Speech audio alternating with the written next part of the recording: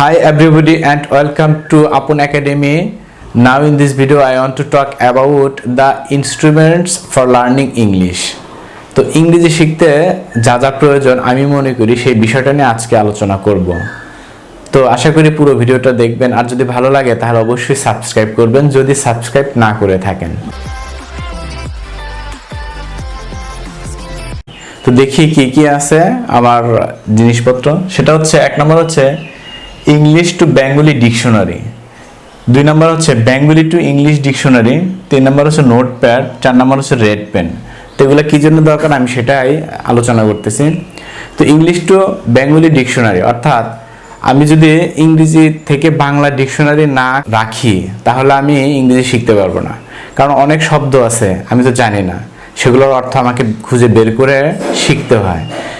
ঠিক তেমনি আমার বাংলায় অনেক কথা মনে আসে, তো আমি যদি কোনো কিছু লিখতে যাই বা প্র্যাকটিস করতে চাই বা স্পিকিং করতে চাই, বলতে চাই, তাহলে কি করতে হবে, আমার বাংলা মনের মধ্যে যে শব্দ আসছে ওই শব্দ আমাকে ইংরেজি শিখতে হবে। যদি না জানা থাকে তাহলে আমার বেঙ্গলি টু ইংলিশ ডিকশনারি দরকার।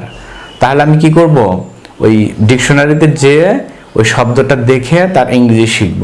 তো এই জন্য আমার বেঙ্গলি টু ইংলিশ এই ডিকশনারিটাও খুবই ইম্পর্টেন্স। তো আমাদের দেশের ছেলে মেয়েদের কাছে অনেক মোবাইল আছে, মোবাইল ফোনেই অবশ্য এই ই টু বি অথবা বি টু ই এই ডিকশনারি পাওয়া যায়। তো ওখানে আমরা গেমস খেলতে পারি, ওখানে খুব সুন্দর গেমস আছে।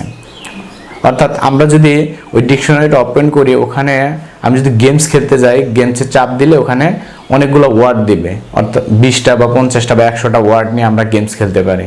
তো আমরা অনেক সময় ফ্রি বসে থাকি, তো দেখা যায় কি আমরা ওই সময়টা ভালো লাগতেছে না, পড়তে ইচ্ছা করতেছে না, শুয়ে আছি, সমস্যা নাই, যাদের হাতে স্মার্টফোন আছে তো ওই ফোনটা নিয়ে আমরা গেমস খেলতে পারি। গেমস খেললে হবে কি আমাদের শব্দ ভান্ডার বেড়ে যাবে।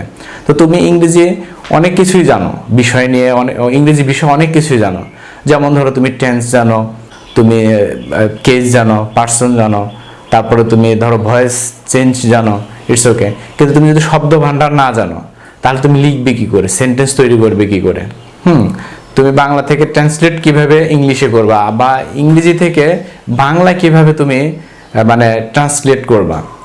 তো এর জন্য খুবই জরুরি।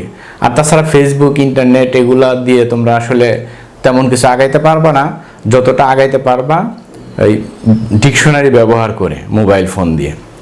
তো ঠিক আছে, তাহলে আশা করি তোমরা ব্যবহার করবে আজকের থেকে। স্মার্টফোনে তোমাদের অবশ্যই ডাউনলোড করে নিবা ডিকশনারিটা।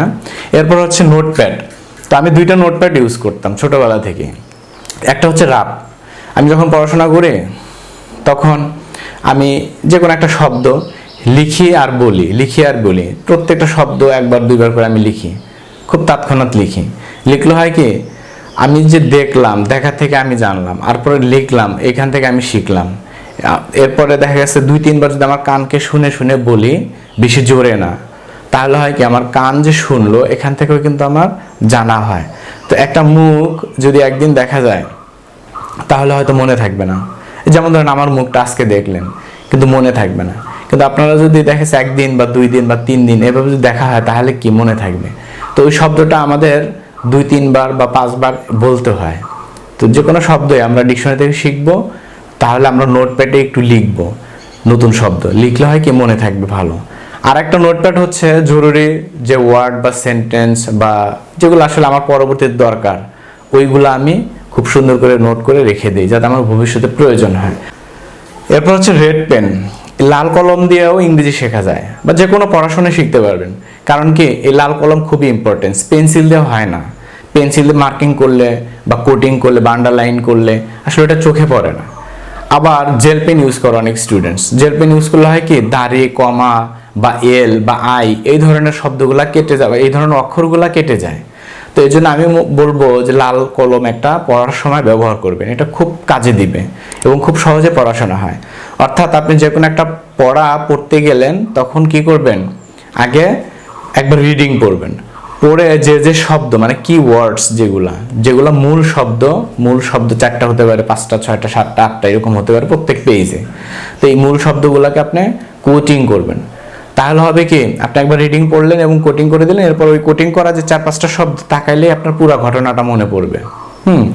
তো এভাবে আপনি লাল কলম ব্যবহার করে অনেক দ্রুত ইংরেজি শিখতে পারবেন, অনেক শব্দ শিখতে পারবেন। একটা পেজে যদি আপনি 5টা 6টা কিওয়ার্ডস যদি আপনি লাল করে রেখে দেন, তাহলে এটা যখনই পেজ উল্টাবেন তখনই কিন্তু আপনার মনে পড়বে বা আপনি দেখবেন। তো একবার, দুইবার, তিনবার যদি একটা শব্দের সাথে আপনার দেখা হয় বা একটা সেন্টেন্সের সাথে দেখা হয় বা একটা লাইনের মানে কোনো কিছুর সাথে, পড়াশোনার সাথে যদি আপনার একটা টপিকের সাথে যদি দেখা হয়, তাহলে আর ভুলবেন না, পরীক্ষায় খুব সহজ হয়ে যাবে। শুধু পরীক্ষা না, সারা জীবনই মনে থাকে। তো এই জন্য রেড পেনটা খুবই জরুরি আমি মনে করি ইউজ করা। তো এভাবে আসলে ইংরেজি অনেকটা আগানো যায়, অনেক কিছু শেখা যায়, তবে ডিকশনারি দুইটা অবশ্যই লাগবে। আমার ভিডিওগুলো যদি আপনাদের কাছে ভালো লেগে থাকে তাহলে অবশ্যই সাবস্ক্রাইব করবেন, আর যারা অলরেডি করেছেন তাদেরকে অসংখ্য ধন্যবাদ।